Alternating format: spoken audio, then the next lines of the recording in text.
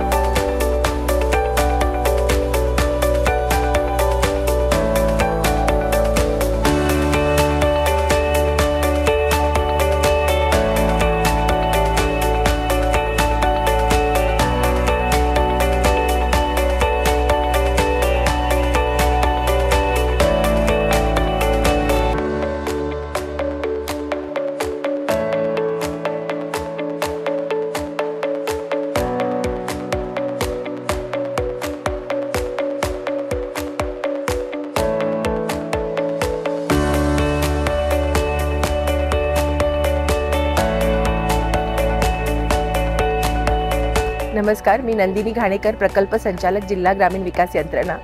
इथे सांगलीमध्ये उमेद महाराष्ट्र राज्य ग्रामीण जनोन्नती अभियान या अंतर्गत आम्ही सर्व बचत गटाचे जे स्टॉल मांडलेले आहे, याच्यामध्ये ग्रामीण महिलांना बाजारपेठ उपलब्ध होण्याच्या दृष्टीने सरस हे प्रदर्शन आयोजित केलेले आहे। जो प्रमुख उद्देश बाजार मिळण्याचा आहे तो खूप चांगल्या पद्धतीने साध्य झालाय, कारण आमच्या महिलांचे कालपासून जवळजवळ 20 लाखाची विक्री झालेली आहे। आम्हीच ऑर्गनाइज करत आहोत, परंतु सगळ्या महिलांना परत एकदा शुभेच्छा देते। धन्यवाद।